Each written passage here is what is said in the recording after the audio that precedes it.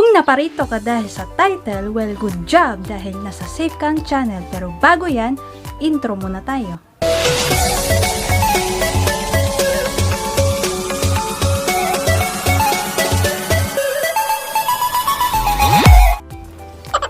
Hello mga kapatid, welcome back to my channel. My name is Claire at kung bago ka dito, please consider subscribing and hit that notification bell para ma-update ka sa aking mga upcoming videos like this. So sa una pa lang, ba't ko sinabing nasa safe kang channel? Siyempre, hindi natin maiwasan na may mga vloggers or YouTubers na nagbibigay ng maling advice na aakala mo nakakabuti ito sa'yo pero in the long run ay makakasama pala sa channel mo.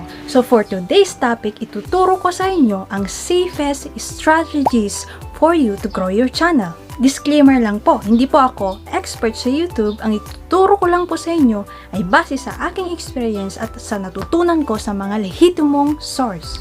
Dami kong satsat, no?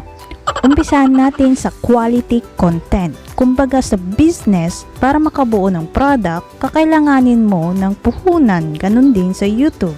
Para makagawa ng videos, kakailanganin mo ng channel. Kaya napaka-importante ang number 1, kailangan mong mag-isip ng sarili mong niche kung ano ang strength mo, like gaming, product reviews, tutorials, travel, food, fashion, animation, or anything na sa tingin mo, dun ka magaling. Pwede ka naman mag-upload ng random videos basta make sure na in the near future, clickable pa rin yung mga videos na in-upload mo. Pangalawa, unique channel name. Gumawa ka ng pangalan ng channel mo na walang katulad o kaparehas, searchable kumbaga. Pwedeng pangalan mo or anything na related sa channel mo. Pangatlo, catchy thumbnail, not clickbait. Wag mo silang lolokohin. Ito yung pang-hook mo sa audience mo to capture their attention. Make sure na worth it panoorin. Kung naghahanap ka ng app na pwedeng pang-edit ng thumbnail, I would suggest Canva. Until now, ginagamit ko yan. Madali lang gamitin, very accessible, basta may load ka. Kailangan mo lang maging creative. Ngayon, punta na tayo sa videos mo or yung product mo. Always landscape lang kung nagsushoot ng video. Stable dapat at hindi shaky.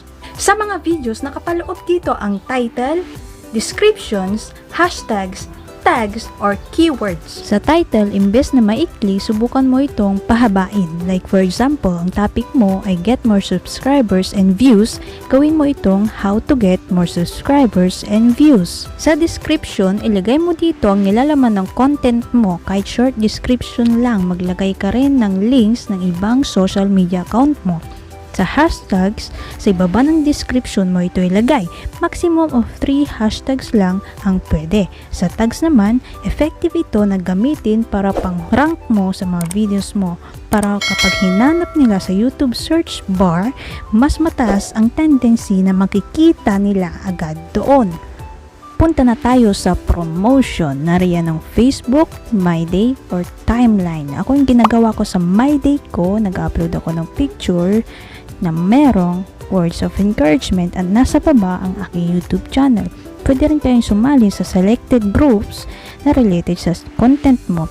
Like for example, ako, Word of God, sumasali ako sa mga groups na Born Again Christians, Jesus Believers, ganun. And I highly recommend sumali kayo sa Small YouTubers Boost. Pwede rin sa Instagram, Twitter, YouTube. Yes, tama. Pwede pong i-promote ang YouTube channel mo sa YouTube. Paano? Mag-search ka sa YouTube ng big channel na parehas kayo ng niche. Mag-subscribe ka at i-turn on mo yung notification bell para ma-update ka agad kung nag-upload sila ng new video. Comment something good sa content. Imagine kung ikaw ang first na nag-comment, may mga magla-like yan for sure. At may chance na bibisitahin nila ang channel mo. Pero wag ka masyadong mag-expect. As much as possible, ito ang iiwasan mo. Wag na huwag kang mag-sub to sub or hug to hug or VLS.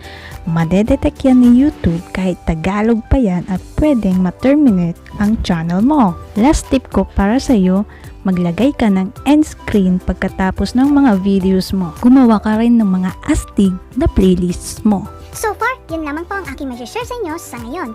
Kung nagustuhan mo ang video na to, don't forget to like and subscribe. Muli ako po si Claire, laging nagpapaalala na kapag self-growth ang pinag-usapan, MamClaireTV mo na yan. God bless and have a great day.